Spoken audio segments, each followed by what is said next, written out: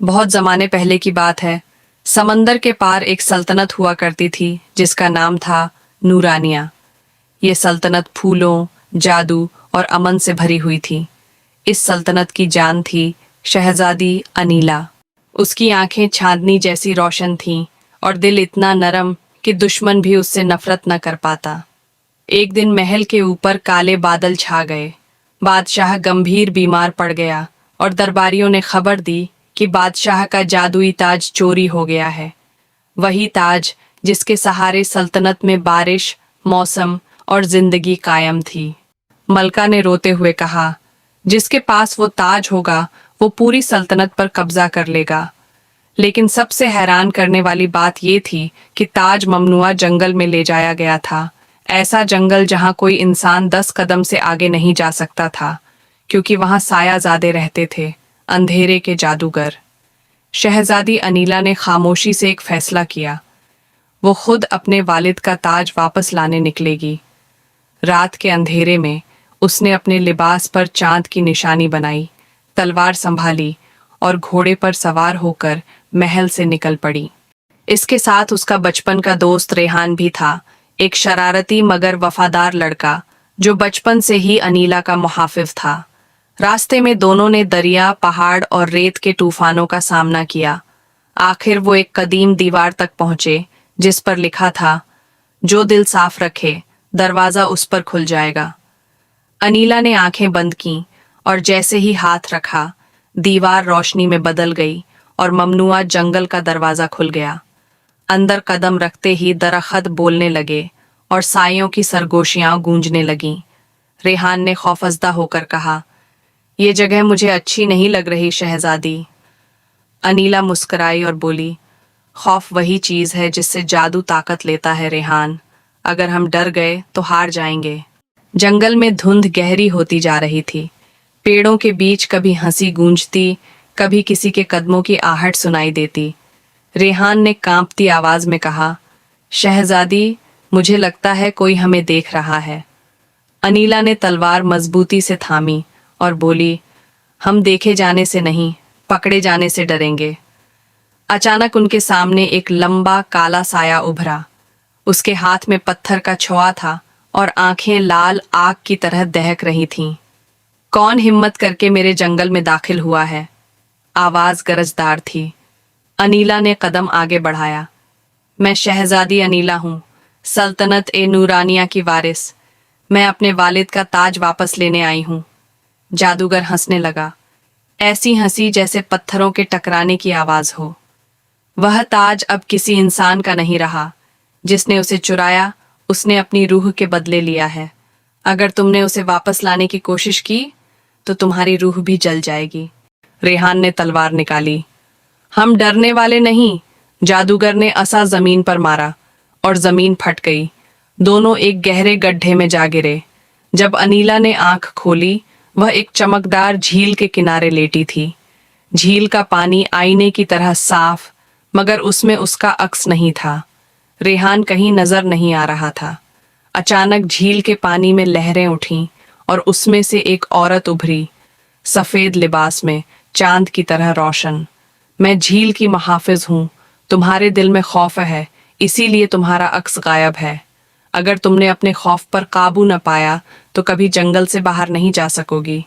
अनीला ने धीरे से कहा, मेरा खौफ सिर्फ एक है कि मैं अपने वालिद को खो दूं। मुहाफिज मुस्कुराई, फिर अपने खौफ का सामना करो, उससे मत भागो। उसी लम्हे अनीला के सामने मंजर उभरा। उसके वालिद बिस्तर मर्ग पर, महल अंधेरे में डूबा हुआ। उसकी आंखों से आंसू बहे, मगर वह घुटनों के बल न गिरी। उसने झील का पानी छुआ और उसका अक्स वापस आ गया। पानी चमक उठा। झील के अंदर से एक जादुई लॉकेट उभरा। मुहाफिज ने कहा, यह लॉकेट तुम्हें साया जादूगर तक ले जाएगा, मगर याद रखना, सच्चाई की कीमत कुर्बानी है। अनिला लॉकेट ले आगे बढ़ी।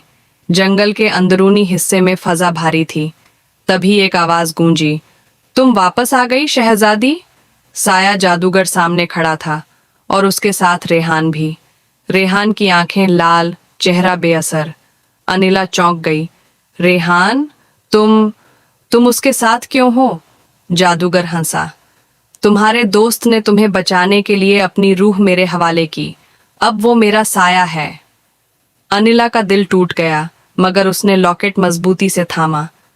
अगर उसे बचाने के लिए मुझे अपनी रोशनी कुर्बान करनी पड़े तो मैं कर दूंगी। लॉकेट से नीली रोशनी फूटी, जिसने पूरे जंगल को रोशन कर दिया। रेहान जमीन पर गिर गया और उसके जिस्म से साया निकलकर जादूगर में जा सिमटा। अंधेरा सारा जादूगर में जमा हो गया। जमीन लरजने लगी। जादूगर हंसा। तुम समझती हो तुम्हारी रोशनी मुझे खत्म कर देगी? ये जंगल मेरी सांसों से बना है। अनिला ने कहा, मैं तुमसे नहीं लड़ रही, मैं उस अंधेरे से लड़ रही हूं जो तुम्हारे अंदर है। जादूगर ने ऐसा जमीन पर मारा और दर्जनों साया सिपाही नमूदार हुए। रेहान कमजोर था, मगर बोला, अनिला, भाग जाओ। अनिला ने तलवार उठाई। मैं अपने दोस्त को छोड़कर कभी नहीं भागूंगी।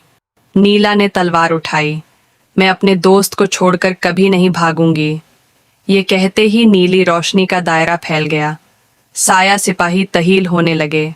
जमीन फटी और वे दोनों एक सुरंग में जा गिरे, जो सीधी समंदर के नीचे जा पहुंची थी। वहां एक नीला, खामोश समंदर था। चांदनी पानी के अंदर तक उतर रही थी। पानी में से एक जादुई मखलूक उभरी, जिस्म नीले तराजुओं से ढका, आंखों में रोशनी। मैं आ जा रहा हूं, समंदर की रूह। तुमने मेरी झील का लॉकेट इस्तेमाल किया, अब तुम एक ख्वाहिश मांग सकती हो। अनिला बोली। मैं अपनी जिंदगी नहीं, रेहान की रूह मांगती हूँ। आजारा ने कहा, एक रूह दूसरी के बदले आजाद होती है। अगर तुम उसे बचाओगी, तुम्हारा जिस्म रोशनी में वापस नहीं जा सकेगा। रेहान चीखा, नहीं अनिला, तुम्हें सल्तनत को बचाना है। अनिला के आंसू बहने लगे। एक सल्तनत अंधी हो जाती है जब वो मोहब्बत की कुर्बानी भूल जाए। उसने अपनी हथेली आजारा के नूर में रखी। पानी चमकने लगा। रेहान की रूह आजाद हुई, मगर अनिला खुद रोशनी में तहील होने लगी। रेहान चलाया, नहीं, तुम ये नहीं कर सकती। तभी आसमान गरजा। जादूगर दोबारा जाहिर हुआ।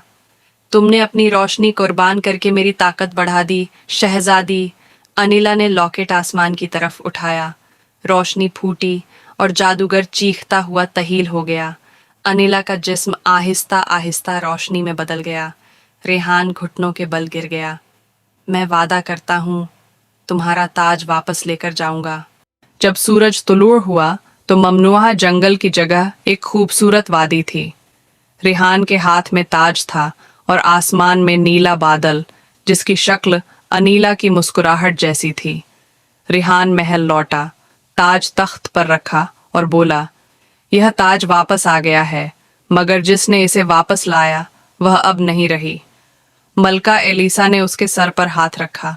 रोशनी कभी नहीं मरती बेटा, वह सिर्फ रूप बदल लेती है। रात को रेहान महल की छत पर बैठा नीले चांद को देख रहा था। उसने कहा, अगर तुम मुझे सुन सकती हो, एक इशारा दे दो अनीला।